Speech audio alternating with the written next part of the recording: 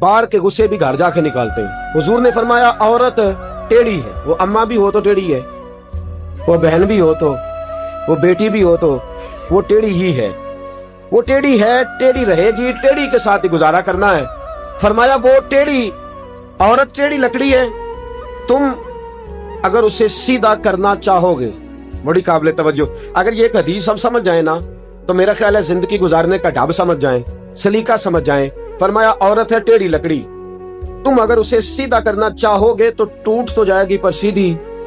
तो जैसी है उसी के साथ तुम गुजारा करो, ये टेढ़ी है। और इसमें तखसीस नहीं की कि पढ़ी लिखी हो तो टेढ़ी नहीं होती, कुरान की हाफज हो तो टेढ़ी नहीं होती, कारी बन जाए तो टेढ़ी नहीं होती, वो दरसियात की तालीम मुकम्मल कर जाए तब टेढ़ी नहीं होती, 6 बच्चे हों तब टेढ़ी नहीं होती, बे औलाद हो तब टेढ़ी नहीं होती, वो टेढ़ी है, टेढ़ी ही।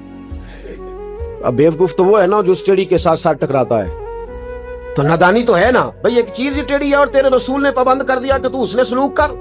और फिर तुझे फजीलत दी है ना, अर्रिजालु कव्वामुना अलन निसा, मर्द औरतों पर अफसर है,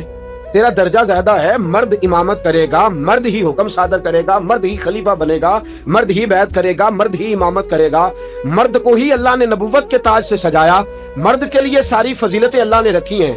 तो इतनी सारी अजमतें लेनी है तो फिर कुछ ना कुछ बर्दाश्त भी तो करना पड़ेगा ना, इसलिए कि नामी कोई बगैर मुशक्कत नहीं हुआ,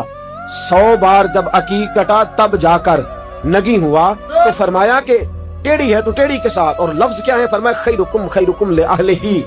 व आना खैरुकुम ले अहलिही, कमा क़ाल नबी सल्लल्लाहु अलैहि वसल्लम, फरमाया तुम में से सबसे बेहतरीन शख्स वो है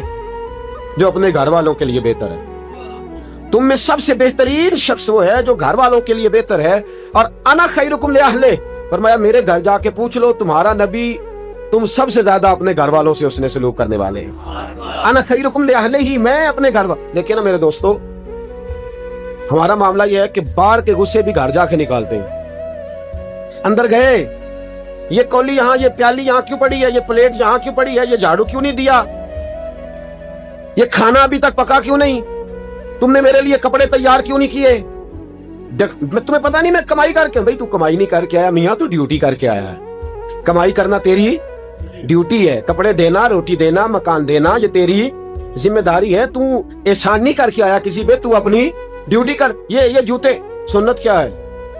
हुजूर की सुन्नत ये है, झाड़ू ना दिया हो बीबी ने तो घर जाओ, झाड़ू पकड़ो और देना शुरू कर दो। बीवी ने अगर बर्तन ना धोए हो तो सुन्नत ये है कि बर्तन पकड़ो और उनको नहीं बोलना आपने, मुझे पता है, पक्की बात है, मैं जानता हूं, आप बर्तन पकड़ो और बर्तनों को धोना शुरू कर दो। अगर उसने कपड़े नहीं धोए तो आप जरा मेहरबानी करो ना, आप उठ के कपड़े धोने शुरू कर दो। भाई बीवी के साथ जो ताल्लुकात की बुनियाद शरीयत ने रखी है उसको जरा समझिएगा, ये रिश्ता प्यार पर कायम है, ये रिश्ता एतबार पर कायम है, ये रिश्ता मोहब्बत पर कायम है, ये रिश्ता खुलूस पर कायम है।